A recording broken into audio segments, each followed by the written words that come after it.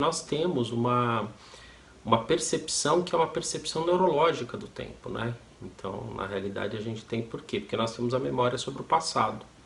Nós vivemos o presente e nós esperamos as incertezas do futuro, né?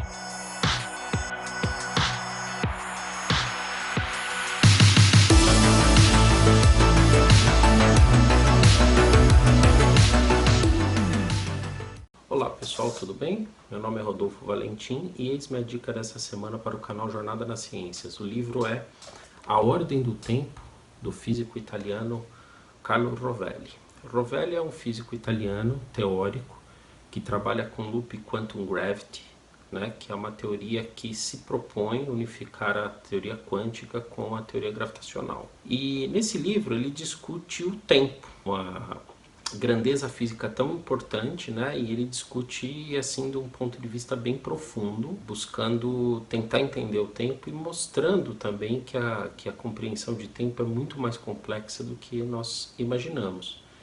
Por exemplo, na primeira parte do livro, Rovelli fala sobre as concepções de tempo, né, que existem, né? Então ele cita Aristóteles, né, que para Aristóteles o tempo seria uma medida de mudança. Depois de Aristóteles, para Newton, a existência de um tempo absoluto, de um tempo que existe independente da mudança. E aí ele, por último, ele fala de Einstein, que Einstein introduz na teoria da relatividade a ideia de que o tempo depende do referencial. Então, em cada referencial você vai ter um tempo diferente. Ele explora muito bem isso na primeira parte, né?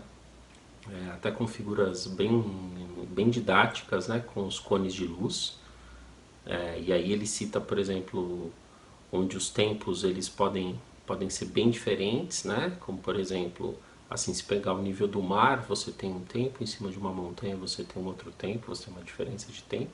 Quer dizer, quanto mais próximo de um campo gravitacional o tempo passa mais devagar.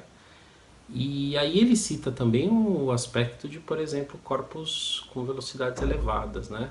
Que o tempo próprio passa mais devagar. Então ele faz toda essa discussão na primeira parte, né? E ele também introduz o conceito de entropia, inclusive ele cita Ludwig Boltzmann como uma figura assim incrível, né? Que infelizmente teve um fim trágico, pois ele se suicidou. E Boltzmann, né, que estudou a questão da entropia, né? Então, muito legal isso que ele fala de Boltzmann. Na segunda parte do livro, ele discute, ele imagina, por exemplo, um mundo sem tempo, né? E ao invés de nós usarmos essa grandeza para tratar mudança, a gente fala ele fala, perdão, em uma sucessão de eventos, né? Então, assim, enxergando a mudança como uma sucessão de eventos espaciais e não temporais. E aí, na terceira parte do livro, ele discute vários tempos, né? Então, por exemplo, o tempo como sendo uma mudança de ignorância, por exemplo. Ele fala do tempo térmico e fala do tempo quântico. E aí ele sugere que nós olhemos o universo sob diversas perspectivas. E essas perspectivas nos trazem visões diferentes, né?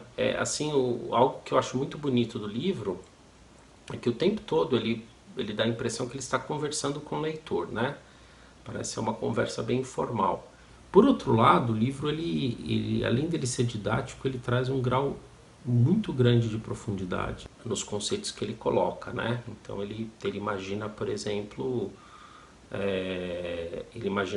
um tempo quantizado, né? Que é uma das propostas da teoria de gravitação quântica que ele estuda, né? Então ele imagina, por exemplo, a quantização do tempo, né? Que possivelmente o tempo tem uma porção mínima, né? Tem um quantum de tempo. E além de tudo isso, ele vai introduzindo sempre com muita leveza conceitos de filosofia, discussões filosóficas. Cada capítulo tem uma frase que ele cita de algum autor, né? Alguma frase, um texto, curtos naturalmente. E aí na parte final do livro, quando ele discute essa percepção do tempo, ele fala sobre possivelmente que nós temos uma percepção que é uma percepção neurológica do tempo, né? Então, na realidade, a gente tem por quê? Porque nós temos a memória sobre o passado. Nós vivemos o presente e nós esperamos as incertezas do futuro, né? Então ele discute sobre essa perspectiva que talvez o tempo ele seja o quê? Ele seja uma coisa, ele seja apenas uma percepção humana, né? E não, de repente, não necessariamente seja uma grandeza física que exista de fato, né? Ele levanta essas questões no livro, né? Então eu acho muito interessante. E aí ele coloca questões como, por exemplo, do fluxo do tempo, o que significa o fluxo do tempo, né? E nós existimos no tempo ou o tempo existe dentro de nós, né? Então essa última parte fica bem essa discussão ela fica bem profunda, né? Quando ele coloca essas questões. E é um livro que, na realidade, a gente sai, depois de lê-lo, a gente sai cheio de questões acerca do tempo e de suas características, né?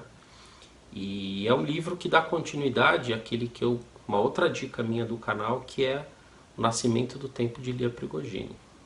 Tá certo, pessoal? Eu agradeço, muito obrigado. Nos sigam, nos curtam e compartilhem se vocês gostarem. E venham conosco nessa jornada.